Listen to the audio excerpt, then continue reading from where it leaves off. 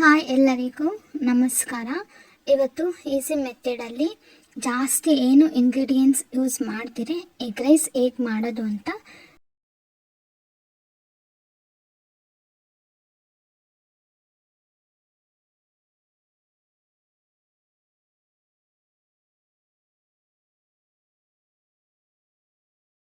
ಇಲ್ಲಿ ಬಾಣಲಿ ತಗೊಂಡು 1-2 ರಿಂದ 3 ಸ್ಪೂನಷ್ಟು ಎಣ್ಣೆ ಹಾಕ್ಕೊತಾ ಇದ್ದೀನಿ.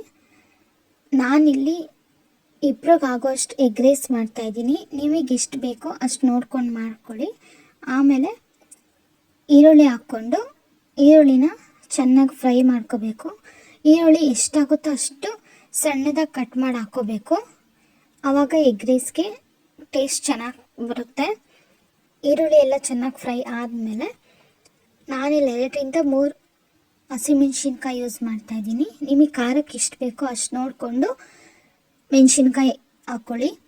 ಅದಾದಮೇಲೆ ಕರಿಬೇವು ಹಾಕ್ಕೊತಾ ಇದ್ದೀನಿ. ಇಲ್ಲಿ ಕರಿಬೇವನ್ನು ಈರುಳ್ಳಿ ಮೆಣಸಿನ್ಕಾಯಿ ಜೊತೆ ಚೆನ್ನಾಗಿ ಫ್ರೈ ಮಾಡ್ಕೋಬೇಕು 1-2 ನಿಮಿಷ. ಅದಾದಮೇಲೆ ಇಲ್ಲಿ ನಾನು ಕ್ಯಾಪ್ಸಿಕಮ್ ಯೂಸ್ ಮಾಡ್ತಾಯಿದ್ದೀನಿ. ಇದು ಆಪ್ಷನಲ್ಲು. ಕ್ಯಾಪ್ಸಿಕಮ್ ಇದ್ದರೆ ಯೂಸ್ ಮಾಡ್ಕೊಳ್ಳಿ, ಇಲ್ಲ ಅಂದರೆ ಪರವಾಗಿಲ್ಲ, ನಡೆಯುತ್ತೆ. ಇದನ್ನೆಲ್ಲ 1-2 ಮಿನಿಟ್ಸ್ ಚೆನ್ನಾಗಿ ಫ್ರೈ ಮಾಡ್ಕೋಬೇಕು.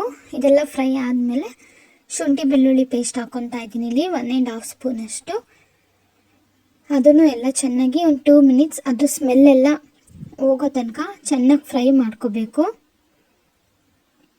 ಅದು ಕೈ ಆಡಿಸ್ತಾ ಇರಬೇಕು, ಇಲ್ಲಾಂದರೆ ತಳ ಹತ್ತುತ್ತೆ.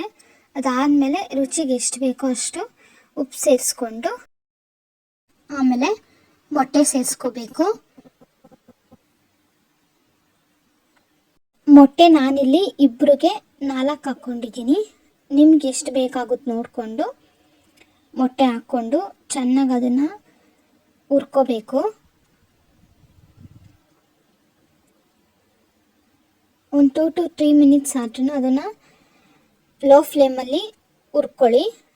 ತಳ ಹತ್ತುತ್ತೆ, ಅದರಿಂದ ಲೋ ಫ್ಲೇಮಲ್ಲಿ ಹುರ್ಕೋಬೇಕು. ಅದಾದಮೇಲೆ ಮುಂಚೆನೇ ರೈಸ್ ಮಾಡಿಟ್ಕೊಂಡಿರಬೇಕು.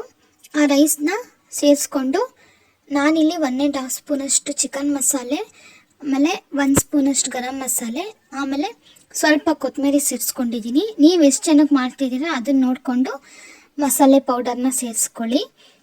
ಅದಾದಮೇಲೆ ಚೆನ್ನಾಗಿ ಲೋ ಫ್ಲೇಮಲ್ಲೇ ಕ್ಲೀನಾಗಿ ಮಿಕ್ಸ್ ಮಾಡ್ಕೊಳ್ಳಿ. ಏನಾದರೂ ನಿಮಗೆ ಆಯಿಲ್ ಕಮ್ಮಿ ಅನಿಸ್ತಿದೆ ಅಂದರೆ ಈ ಟೈಮಲ್ಲಿ ಸ್ವಲ್ಪ ಆಯಿಲ್ ಹಾಕ್ಕೊಂಡು ಮಿಕ್ಸ್ ಮಾಡ್ಕೊಳ್ಳಿ, ಸರಿ ಹೋಗುತ್ತೆ.